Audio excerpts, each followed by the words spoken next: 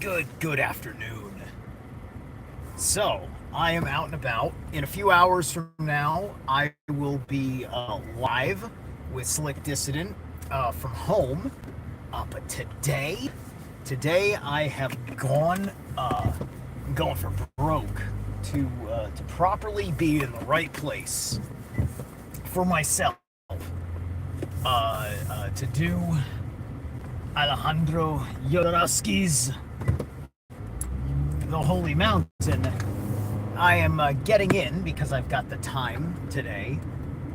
My climb up my holy mountain, the Breakneck Ridge.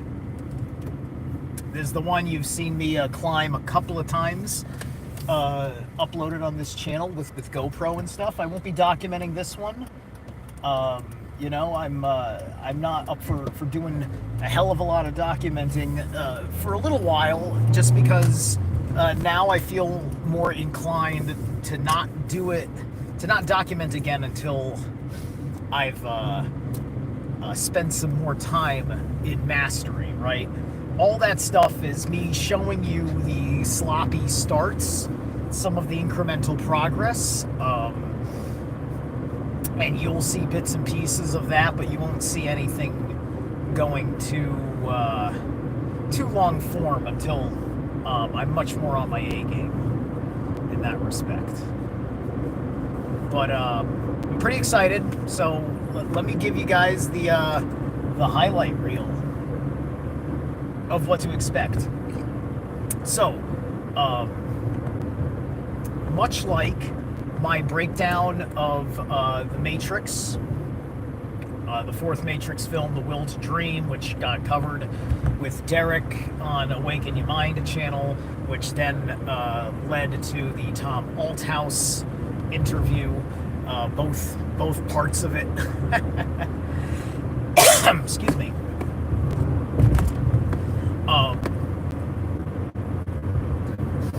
That was a big slideshow taking you through various frame by frames and kind of giving you the underlying story as I thought that I understood it before Tom's whistleblowing. So for this film, I took a tremendous amount of them because Jodorowsky makes his films, at least he made The Holy Mountain, to be one of those, like, frame for frame, there's deep hidden meaning in every shot. There's the same thing with, like, Kubrick, Christopher Nolan, at least, like Batman and stuff, because he applies that in Batman, but it's not, Inception as such.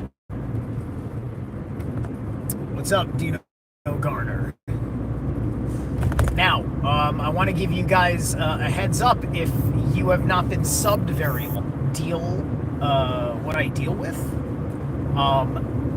I usually like to take a lot of my home live streams and put a sub limit on the chat group, right? And I've set this one to a month. So if you haven't been subbed with me for a month, you won't be able to participate in the chat room. Because I only got like 315 subs, when I do these things, usually I see the same, like, people.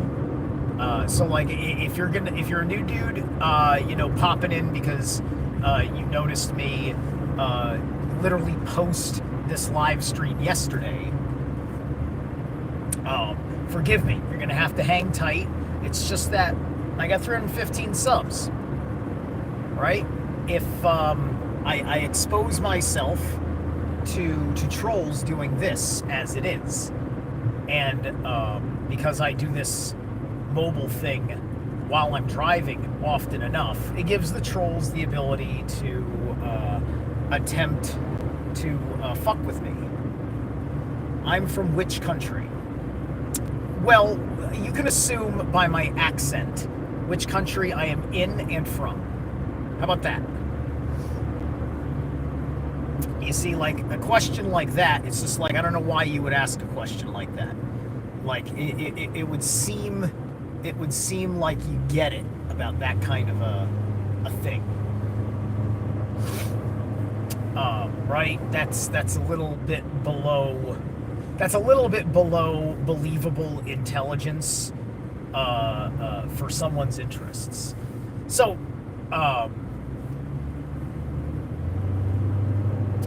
Slick Dissident is an Enneagram expert, right? He's very well studied on it, and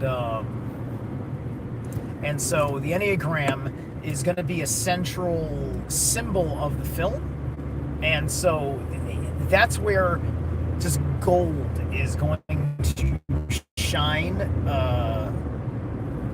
from all these things. Hey, what's up, Canada?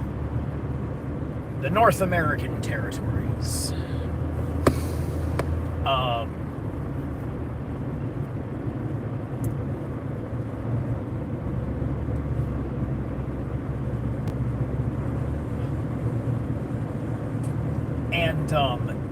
It's fascinating the way it plays out. You've got this cast of characters, which is basically a rogues gallery for the most part. You end up having like 10 guys all together, which is one more than the Enneagram itself, which there's a certain kind of thing that makes it interesting as a story with the path that happens for the character who is the 10th, right?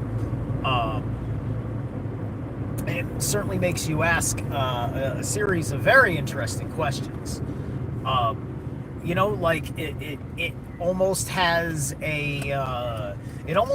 like a Willy Wonka vibe, but like on a much realer adult fucking level, right? And there's something to be said about who all these other characters are that represent the other planets in what we call our solar templating, right? Which is like your basic astrological natal chart, and the role that all these things are playing. And what's going on over here? Am I getting trolled? Anyway, no, I'm not. Okay, good. Just double checking on you people. But anyway,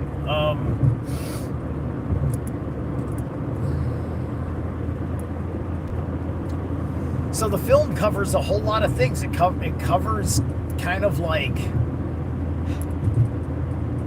it kind of shows you not so much like the global conspiracy, but just gives you an understanding of the planet's correspondence to the global themes of the world, right? And you can draw interesting conclusions about what it means that these guys are all connected to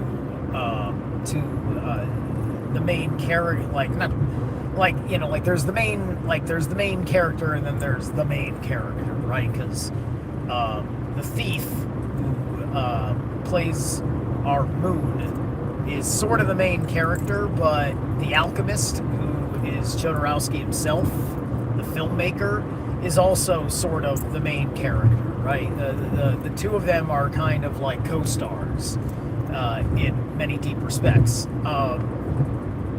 and they represent the sun and the moon, and so all of these dynamics are so damn interesting, and I got some deep ideas about how it plays out the way that it does. We'll be pointing out where he makes deliberate tarot symbolisms.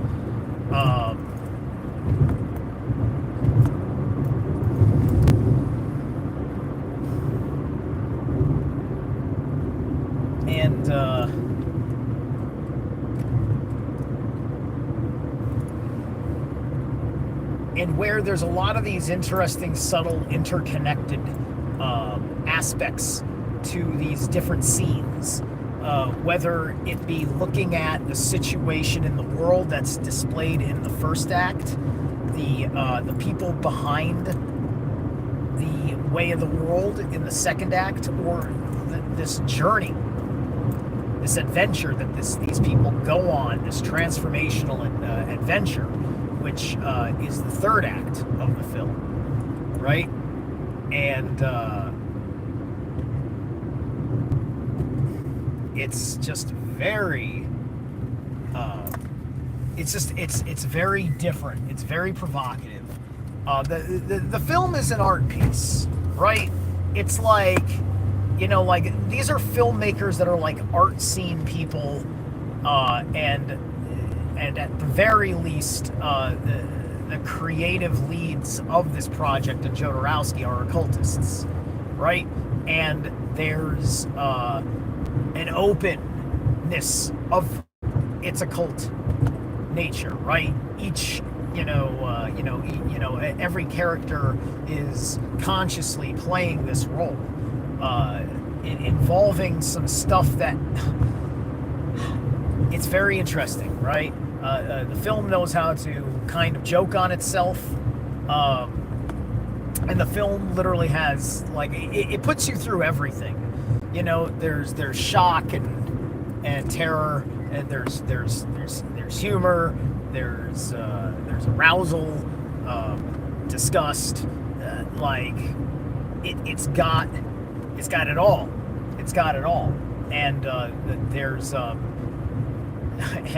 a very, very unique manner in which it demonstrates all manner of surrealisms and matter of shadow work. This film, I've now watched it about 3 times, with this third time being very meticulous, and making my slideshow, grabbing everything and putting it in its proper order. All right, so I'm going to enjoy the rest of my ride to the trailhead, and then get these goat legs up there, and then be home in time for supper. All right, we got there. You look like Mike Portnoy. Oh. Yeah, thank you. Yeah, Mike Portnoy, Dream Theater, or Extreme Theater now. Is that how that goes? Thank you. I appreciate that. That's a compliment. All right, I'll catch you guys later.